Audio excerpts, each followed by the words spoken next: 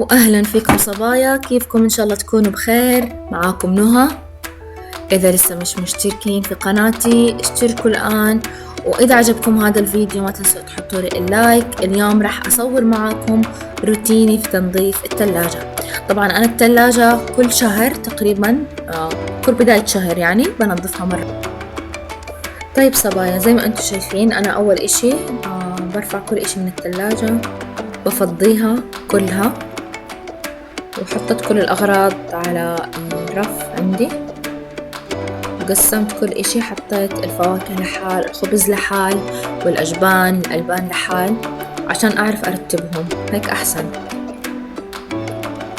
طبعا يا بنات تنظيف الثلاجة يعني كل شهر كتير بريحك، وكتير يعني بتحس حالك خلص أول بأول. بعدين عندي لتنظيف الثلاجة أول إشي بحط عليها الخل مع البيكنج صودا، برشهم في الثلاجة، بيعمل تعقيم. والخل كتير يعني رائع في التنظيف، يعني حتى بيعطي لمعة حتى للثلاجة. وبعدين بدأت أليف فيهم وأنظفها.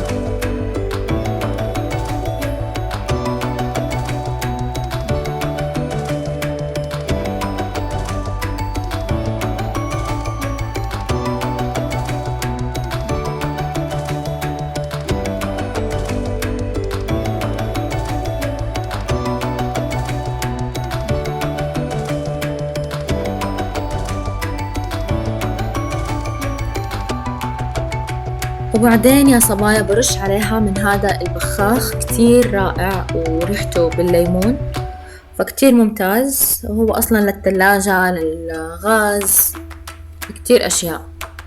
وبعدين بأمسحها وهيك بتصير نظيفة عندي الثلاجة.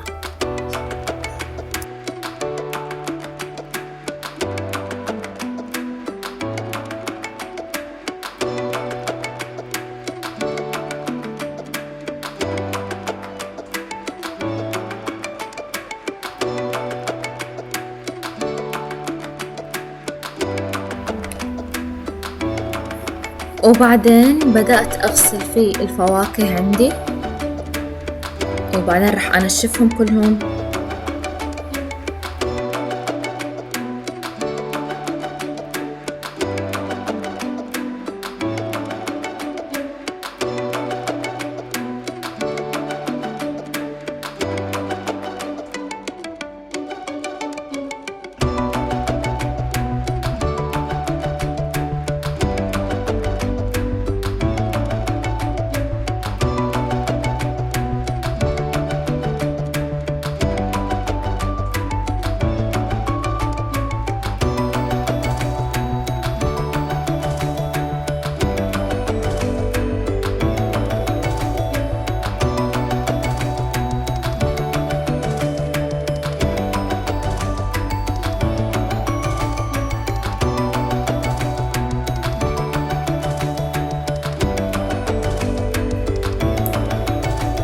وبعدين هاي الأكياس يا بنات كتير بتجنن.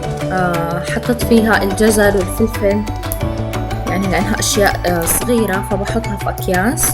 وبعدين عندي الملفوف، قررت إني أغسله وبعدين أقطعه كله وأحطه بعلب، لأنه هيك أحسن وأريح. بصير للسلطة على طول بطلع من العلبة وبحط منه. فهاي نصيحة يعني تقطعوه من البداية وكتير أريح لكم بكون.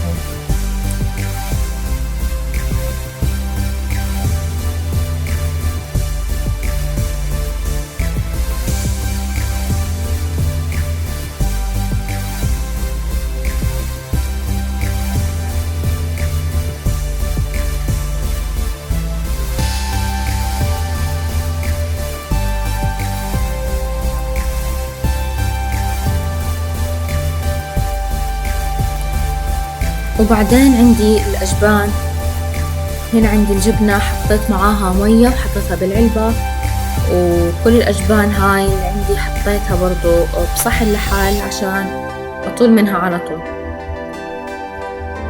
وبعدين عندي البيض، زي ما انتم شايفين حطيته بقوالب البيض. هاي كتير يعني بترتب البيض وبتحفظه أحسن، وأرتب كمان للثلاجة عارفين.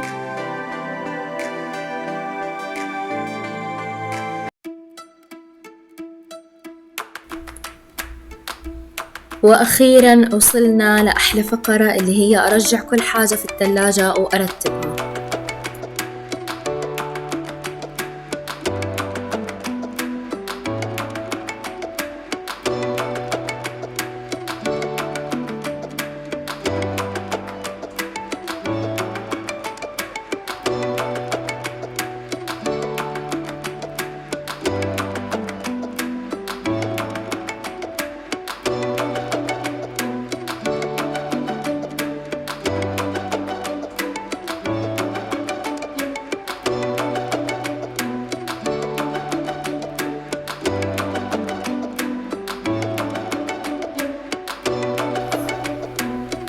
وبهيك بكون رتبت الثلاجة. طبعا عندي الرف الأول حطيت فيها كل أشياء يعني الفطور، وبعدين حطيت الفواكه، حطيت الزبادي، وبعدين حطيت اللي هي الخضار، البتنجان، الذرة، البندورة، والفلفل الرومي. طبعا زي ما انتم شايفين الأدراج حطيت فيها كل الفواكه، والدرج الثاني حطيت فيه الخضار.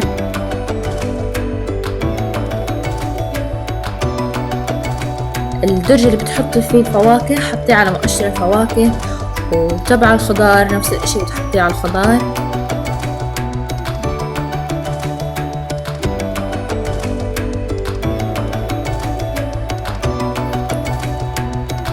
وهيك صبايا بكون وصلت لنهاية الفيديو. بتمنى انه يكون عجبكم واستفدتوا منه. اذا عجبكم حطوا لي اللايك واشتركوا بالقناة اذا لسه مش مشتركين، وفعلوا الجرس. واذا عندكم اي تعليق اكتبوا لي اياه بخانة التعليقات تحت. وبس بشوفكم فيديو جديد على خير. بحبكم كتير. مع السلامة.